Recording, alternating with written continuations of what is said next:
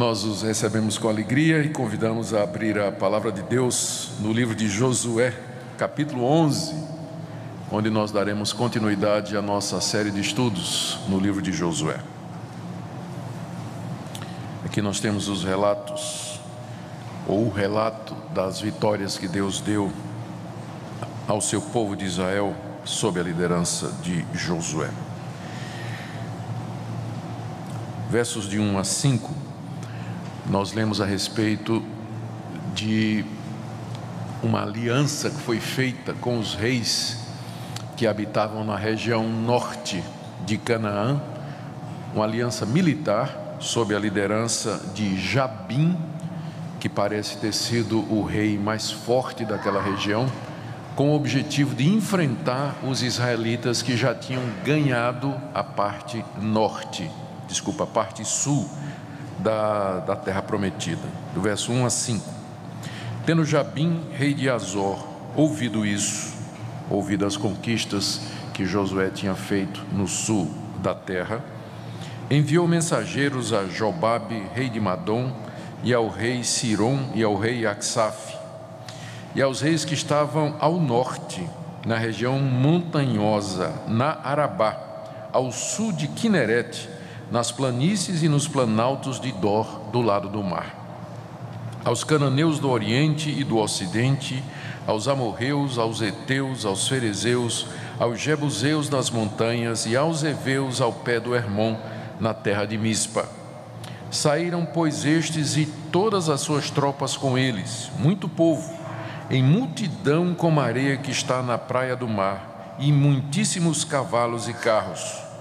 Todos estes reis se ajuntaram e vieram e se acamparam junto às águas de Merom para pelejarem contra Israel.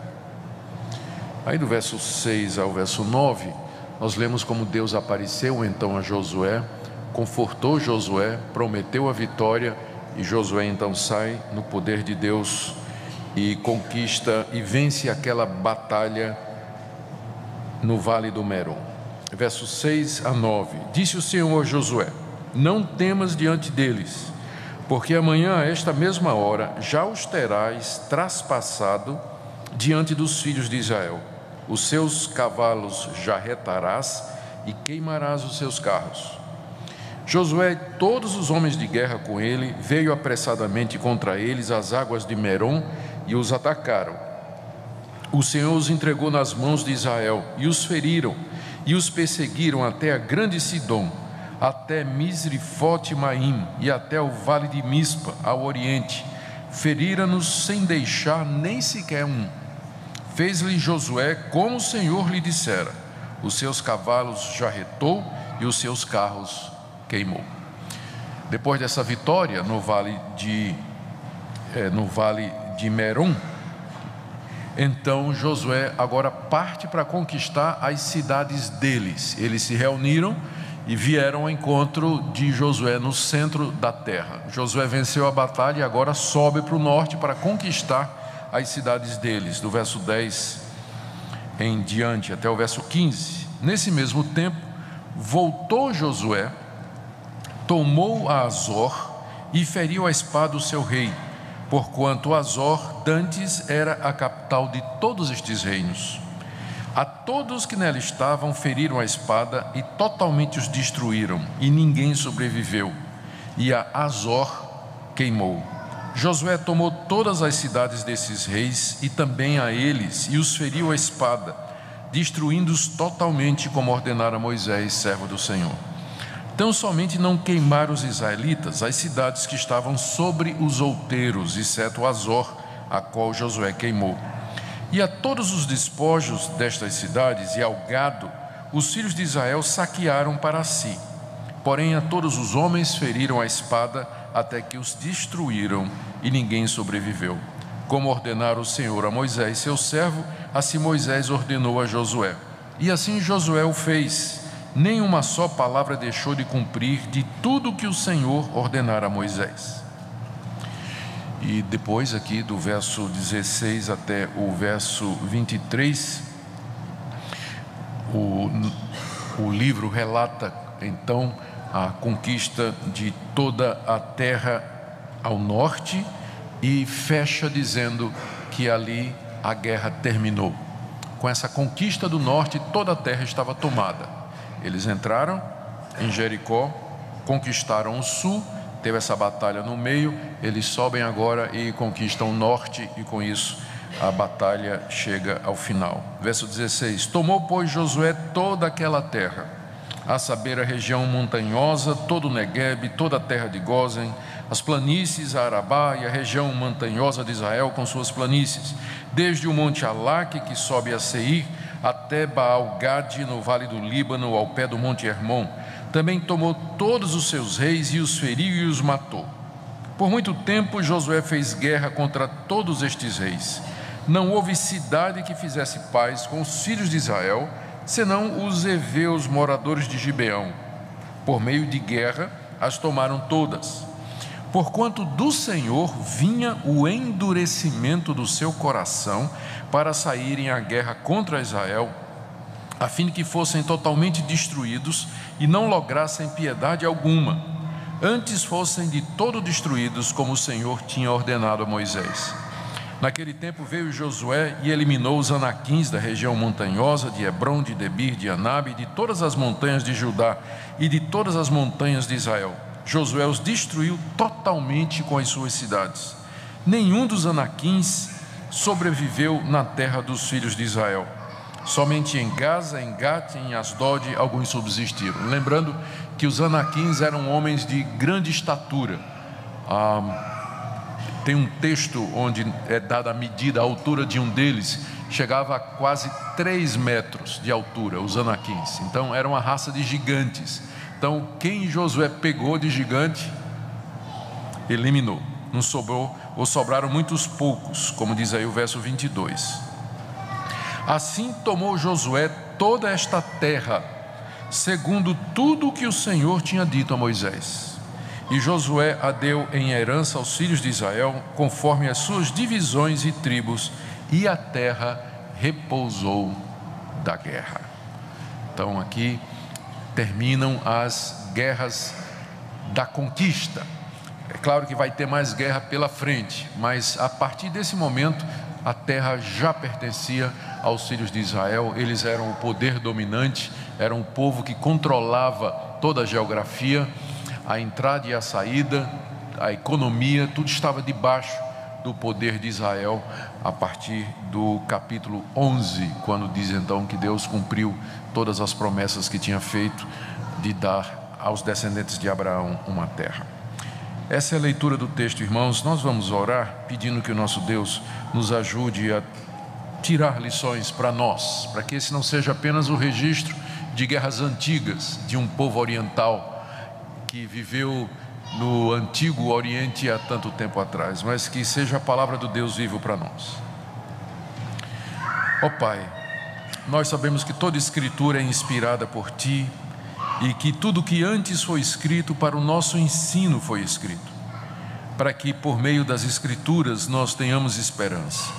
Pedimos, pois, que Tu nos auxilies na compreensão da Tua palavra, que o Senhor nos abençoe e que as lições que aqui se encontram sejam aplicadas pelo Teu Espírito Santo à nossa vida, em nome de Jesus. Amém.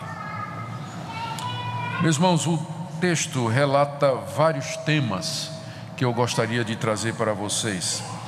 Lembrando que os autores bíblicos, quando escreveram história, eles não estavam interessados meramente em fazer um registro de acontecimentos, simplesmente por fazer crônicas ou ter os anais das histórias de Israel, mas eles eram escritores que tinham um objetivo teológico.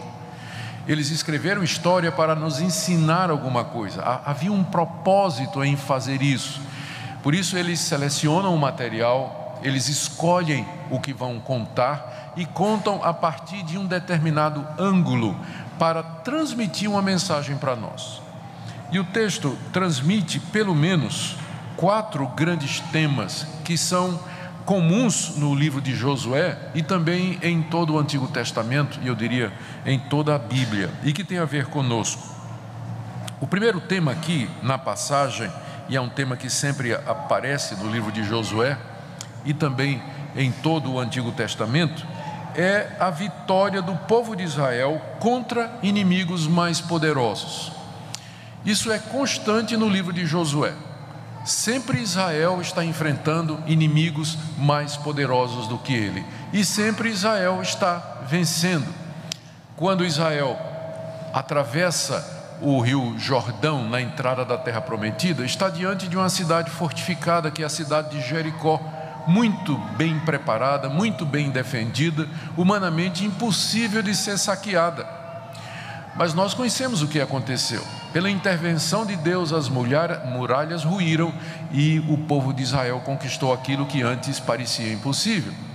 Mais adiante, Israel se depara com a confederação de reis do sul, que se reúnem para atacar uma cidadezinha chamada de Gibeon, que foi o único povo que fez aliança com a nação de Israel e que se tornaram aliados de Israel.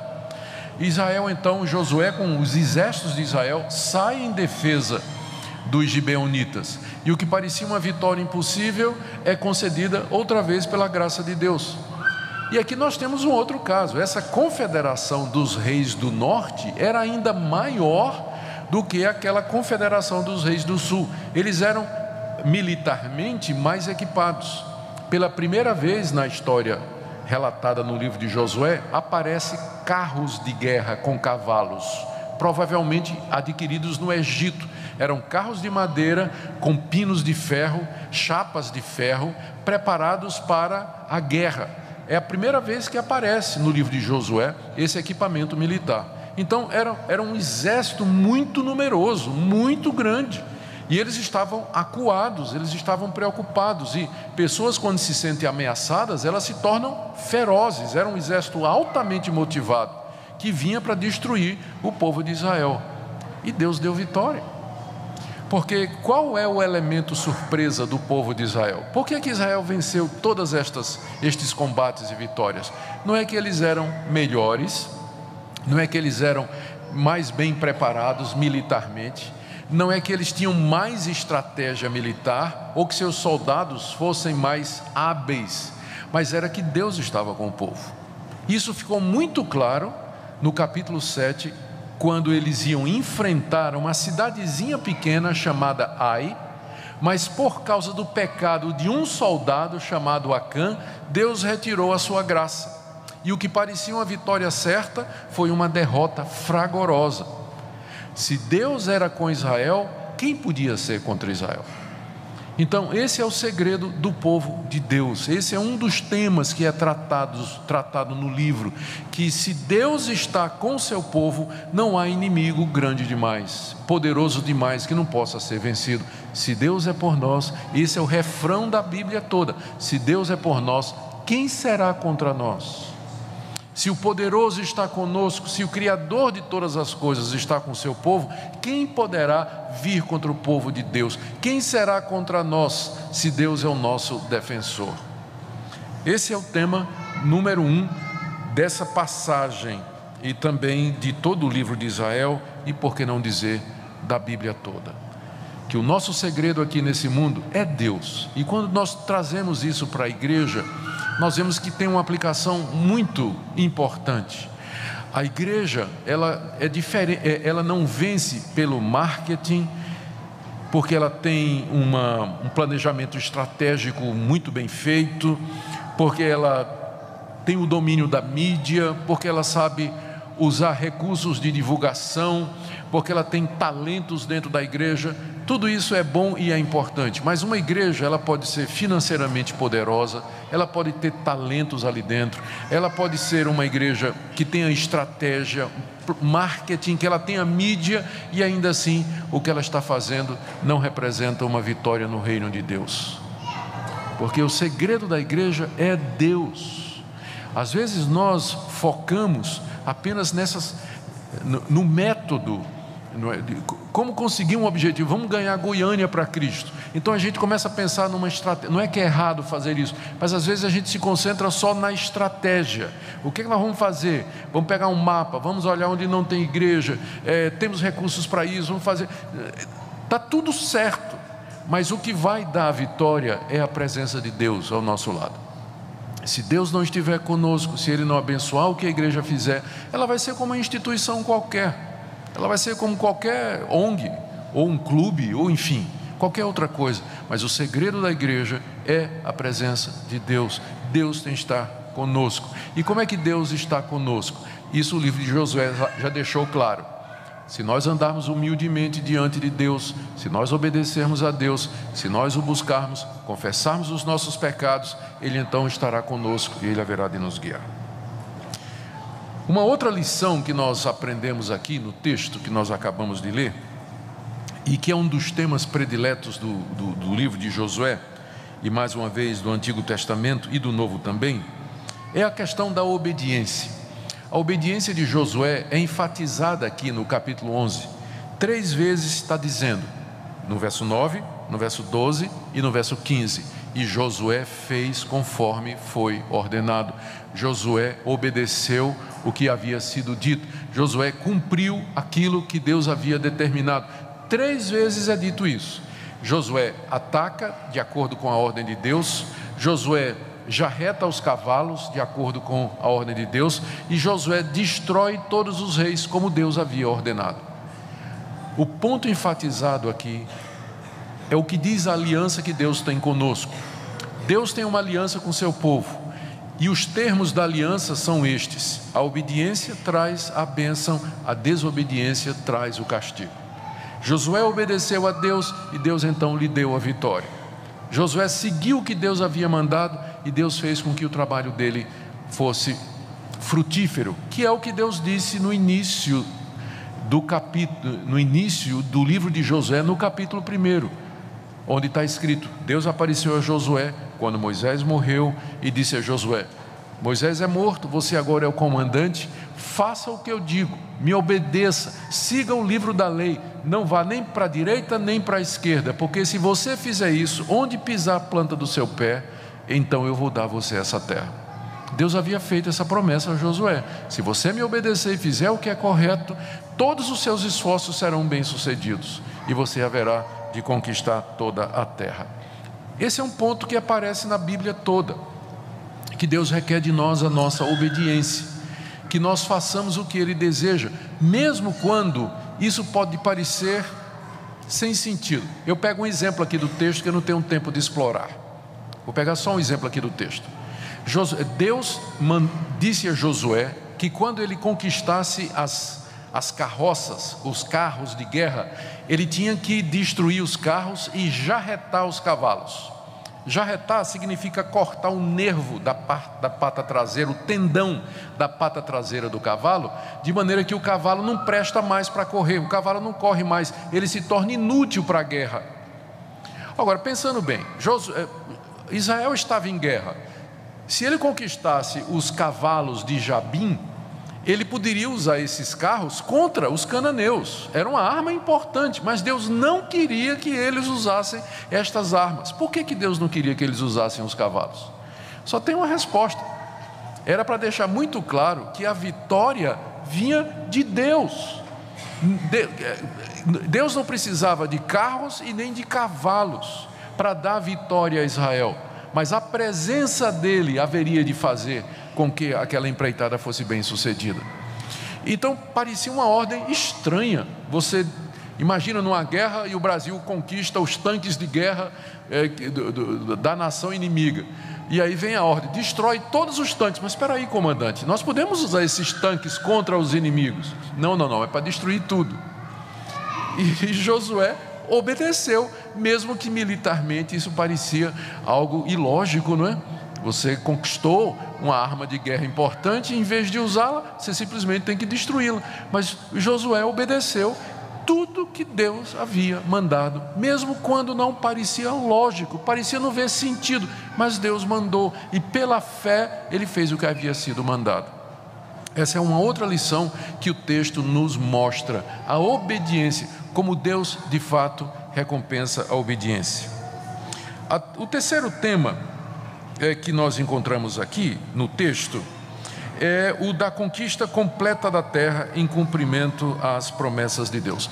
Quando eu estava lendo o texto, eu fiquei imaginando aqui, o pessoal deve estar pensando, né? Qual a vantagem de ler o capítulo 11 todinho? Porque tem um monte de... tem muito nome aqui de lugar que nem existe mais, né? Estamos falando aqui dos cananeus de Arabá, do sul de Quirenete, planaltos de Dor, o rei de Madom, o rei de Siron, o rei Aksaf. Fala das águas de Merom. Diz que depois Josué subiu, feriu Azor, e depois ele foi para o Monte Alaque, Baal-Gaade, o Vale do Líbano, Monte Hermon. Para que esses nomes desses lugares, esses acidentes geográficos? Por que a Bíblia registra isso aqui? A resposta é que isso aqui está registrado como uma espécie de documento que Deus está dando à nação de Israel, da posse da terra. Está registrado o que é que os israelitas conquistaram. Por que isso é importante? Porque vai bater lá com o livro de Êxodo, porque vai bater lá com o livro de Deuteronômio, onde Deus disse: eu vou dar a vocês. Deus tinha dito muitos anos antes, Ele tinha dito: eu vou dar a vocês essa terra, começando aqui no norte, descendo pelo mar, indo até o sul, essa montanha, esse vale, essa propriedade, essa região, eu vou dar a vocês. Por isso que o capítulo 11, e depois com muito mais detalhes o resto do livro, registra o que é que foi conquistado, para dizer: o que Deus prometeu, Ele cumpriu. Pode não fazer sentido para nós, mas faz muito sentido à luz da revelação bíblica. Deus estava dando ao povo a terra que Ele havia prometido. Não faltou nenhum pedaço, tudo que Deus tinha dito. Isso aqui é como se fosse a escritura da terra. Israel tem a escritura da terra. Olha aqui, nós conquistamos isso aqui, está registrado aqui, todas as terras das quais que nós tomamos dos cananeus e que passaram a ser a nossa possessão. Então, isso é importante para deixar claro que Deus cumpre as suas promessas. Tudo que Ele promete, em detalhes, Ele haverá de fazer. E nós podemos confiar em Deus. É o mesmo Deus fiel que nos deu muitas promessas pelas quais nós devemos viver. Há um quarto tema aqui no texto que eu gostaria de trazer também para vocês e lembrar, e que também aparece em outras partes do livro de Josué e muitas vezes na Bíblia, que é a causa pela qual os moradores daquela terra preferiram ser destruídos na guerra a fazer a paz com Israel. E a causa é que Deus endureceu o coração deles. Deus endureceu o coração deles para não fazer paz, mas para buscar a guerra e para serem destruídos na guerra, porque Deus os queria punir, Deus os queria destruir. Por isso endureceu o coração deles, para eles não se humilharem e buscar paz, como os moradores de Gibeon fizeram. No relato, 2, 3 capítulos atrás, nós vimos como esse povo de Gibeon, que era Eveu, é uma das 7 nações de Canaã, esse povo, e quando viu que Israel estava avançando, eles temeram. E aí, mesmo usando um estratagema, eles preferiram fazer paz com Israel, fizeram uma aliança com Israel e se tornaram aliados, amigos, e portanto não foram destruídos. Eles se humilharam e disseram: nós ouvimos falar do Deus de vocês e nós queremos fazer parte do seu povo. E foi feita a aliança e eles escaparam. A pergunta é: por que os outros povos não fizeram a mesma coisa? Vendo que Israel estava ganhando tudo, estava devorando tudo, não ficava ninguém diante dos judeus, por que eles não resolveram fazer um tratado de paz? Que é muito comum, não é? Quando você está numa guerra e você vê que você vai perder, então por que não faz um tratado de paz? É melhor você sair vivo, ainda que tirando água e rachando lenha, do que você, ou como diz o livro de Provérbios, é melhor um cachorro vivo do que um leão morto, não é? Mas a resposta é que Deus endureceu o coração deles para eles não buscarem a paz. Está aí no verso 20, olha. Porque do Senhor vinha o endurecimento do seu coração para saírem à guerra contra Israel, a fim de que fossem totalmente destruídos e não lograssem piedade alguma, não obtivessem piedade alguma, antes fossem de todo destruídos, como o Senhor havia ordenado a Moisés. Essa é a razão pela qual foi pela guerra, porque Deus queria destruir aqueles povos, Deus queria aniquilar aqueles povos, por isso endureceu o coração deles para que eles preferissem a guerra. Gente, o que o que nós podemos aprender de tudo isso? O que isso tudo tem a ver conosco? Eu queria destacar alguns pontos aqui em cima destes temas que nós já mostramos aqui no capítulo. Sem dúvida, o tema central é que Deus age no mundo. O nosso Deus está agindo na história. Toda essa história aqui e todo esse registro é a respeito de Deus e das suas ações no mundo. E Ele age para cumprir a sua palavra. O que está acontecendo aqui é Deus interferindo na realidade humana para dar cumprimento a um plano que Ele havia traçado antes da fundação do mundo, lá na eternidade. Parte desse plano incluía escolher um povo oriental, dar a este povo promessas que incluíam um reino, uma terra e um descendente, em quem seriam benditas todas as nações da terra. Deus está agindo aqui em cumprimento desse plano. A conquista da terra fazia parte desse plano redentor de Deus, porque seria nessa terra que mais tarde Deus haveria de revelar completamente a sua vontade, onde instalaria o sacerdócio, onde o templo haveria de ficar e de onde veria Jesus Cristo, Filho de Deus, para ser o Salvador do mundo. Então Deus estava agindo no mundo para realizar esse plano que Ele havia concebido. Ele fez promessas a seu povo e agiu no cumprimento delas. Hoje, o que é que isso tem a ver comigo hoje? Eu, como cristão, eu sei que a história tem começo, meio e fim. Para muita gente hoje, você vai ouvir isso do seu professor de história, você vai ouvir isso dos seus professores na universidade, você vai ouvir isso na mídia. Para muita gente, para a maioria das pessoas, a história, ela não tem um sentido. A história é simplesmente uma sucessão de fatos que estão ligados entre si. Por questões sociais, vamos aí para o marxismo, ou questões dialéticas, você vai entrar em Hegel, ou qualquer outra série de acontecimentos completamente caóticos, você vai entrar aí nos existencialistas. As pessoas acham que os acontecimentos não têm sentido. A gente pega o jornal, lê o que é que está acontecendo, ou pega o seu dispositivo e você consulta o site de notícias, o Twitter, Facebook, vê o que é que está acontecendo, e você diz, o mundo está indo, ninguém sabe para onde, não é?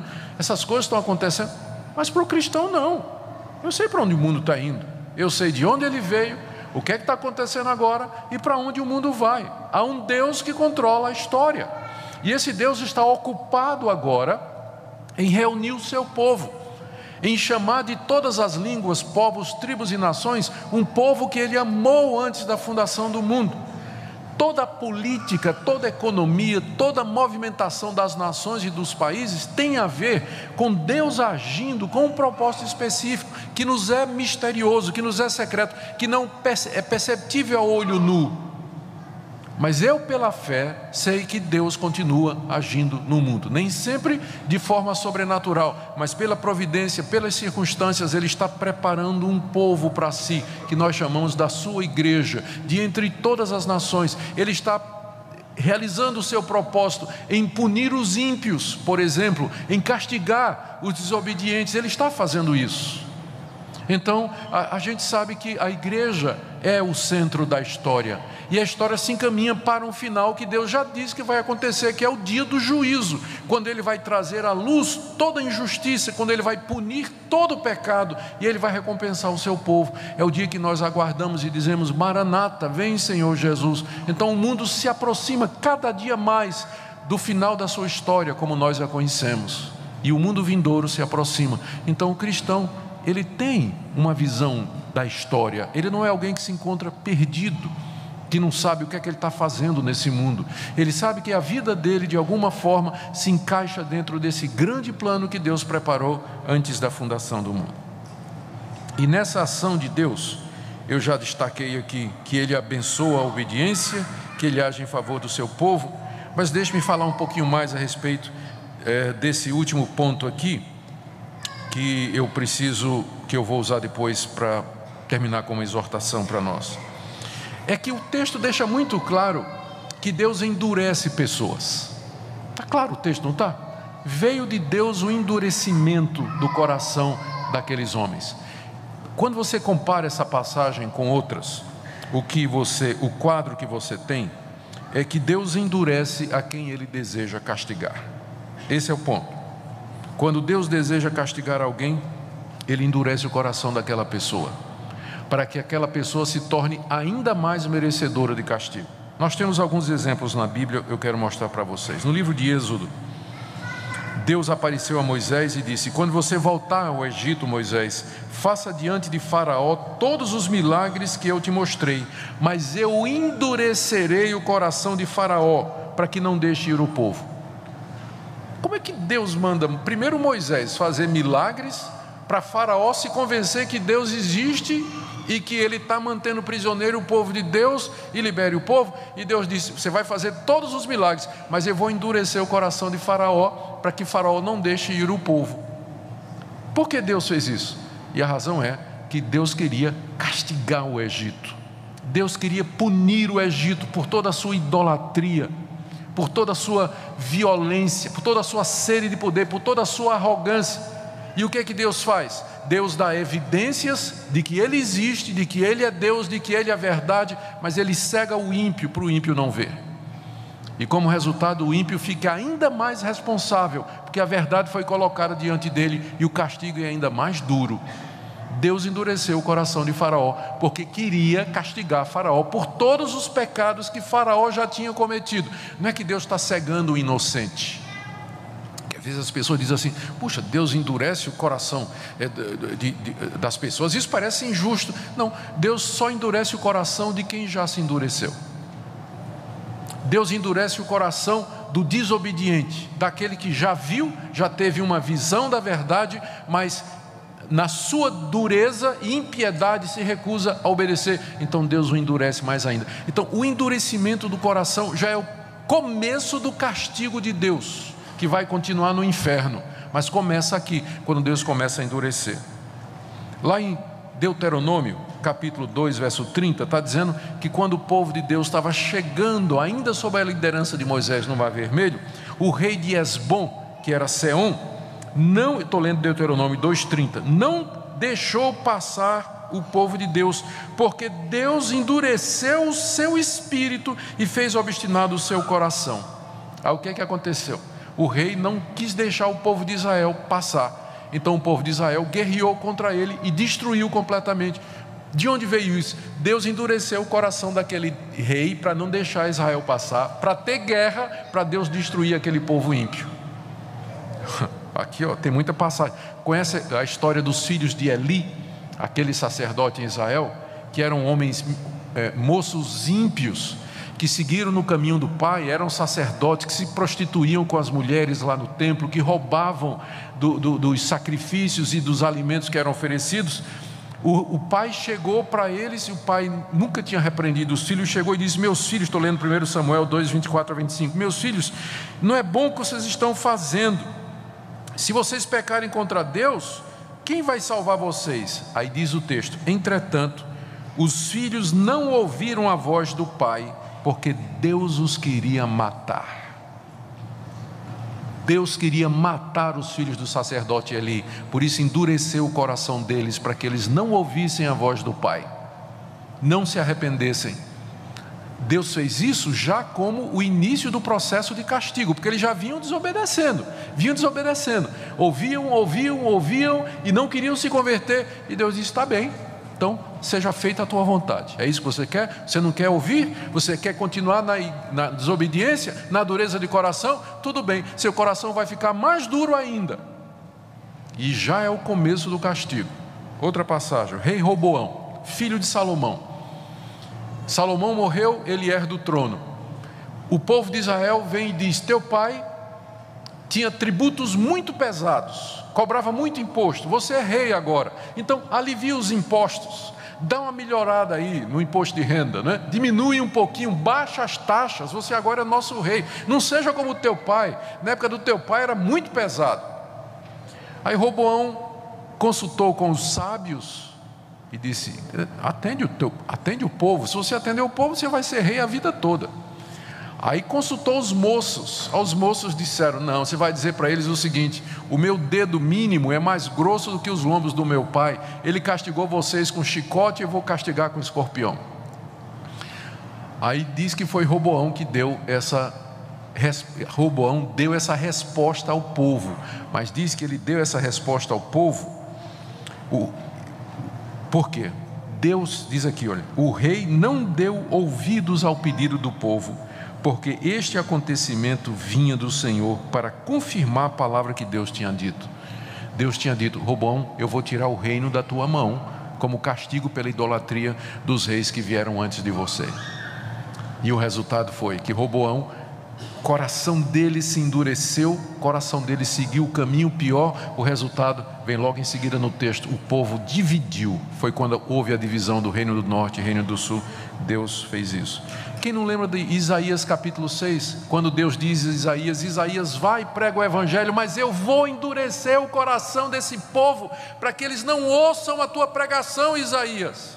Isaías 6, de 9 a 10, endurece o coração desse povo, Isaías, cega os olhos dele, deixa os seus ouvidos surdos.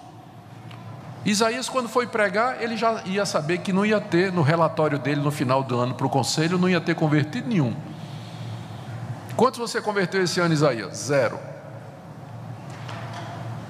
Deus endureceu o coração do povo de Israel para não se arrepender com a mensagem de Isaías. Por quê? Porque Deus queria castigar a nação de Israel. Chegou no tempo que Deus disse: agora basta, agora é juízo. Por que é que eu estou contando tudo isso? Ainda posso dizer mais um. Romanos capítulo 9, Paulo diz: logo ele tem misericórdia de quem quer e também endurece a quem lhe apraz. Deus tem misericórdia de quem quer e endurece a quem lhe apraz endurecer. Só que Deus geralmente endurece quem já começou um processo de endurecimento. E agora deixe-me fazer algumas aplicações e eu termino.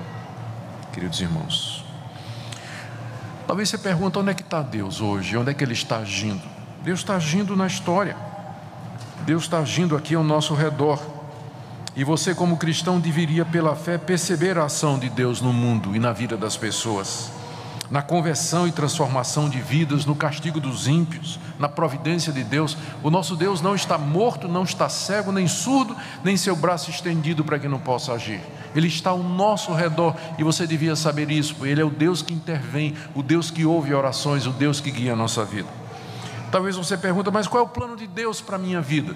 Eu não tenho resposta para essa pergunta. Se você está perguntando com quem eu vou casar, que profissão eu vou seguir, onde é que eu vou morar, em que colégio eu vou colocar meus filhos, eu não tenho resposta a essas perguntas. Mas eu posso lhe dizer que o plano de Deus para você se encaixa dentro desse plano geral que Ele tem para o mundo, de que Ele está agindo no mundo, salvando o seu povo, santificando o seu povo, preparando o seu povo e punindo os ímpios por causa da sua incredulidade. E a minha última palavra, então. Eu espero que o que foi dito aqui com relação a endurecimento fale profundamente ao seu coração. Esse é um princípio bíblico. A Escritura está cheia de exortações do tipo assim: buscai ao Senhor enquanto se pode achar, invocai-o enquanto está perto. Num certo sentido, eu não quero ser mal compreendido quando disser isso, a paciência de Deus tem limites e a espera de Deus tem limites. Se você vem consistentemente o tempo todo, já há muito tempo, resistindo ao Espírito Santo, dizendo não para Deus, endurecendo o seu coração, adiando o momento do arrependimento, de mudança de vida, deixando para depois fazer o que você sabe que é certo, pode ser que chegue um momento que você diga assim: agora está na hora de eu me converter, e o seu coração não queira mais, e você não encontra mais nada na sua alma que queira se converter. Às vezes as pessoas pensam assim: não, eu vou dar um tempinho, porque você está pensando que você pode se converter e mudar na hora que você quiser. Você não pode. O seu coração é corrompido, é marcado pelo pecado. Nós temos que aproveitar as oportunidades que Deus nos dá, quando a graça de Deus nos dá oportunidades como essa agora de manhã, por exemplo, em que você está ouvindo a palavra de Deus e você fica adiando, pensando: não, amanhã eu tomo essa decisão, ou semana que vem eu resolvo isso, daqui a um mês eu resolvo isso, quando eu for mais velho eu resolvo isso. Você não tem domínio sobre o seu coração. Você não pode se arrepender a hora que você quiser.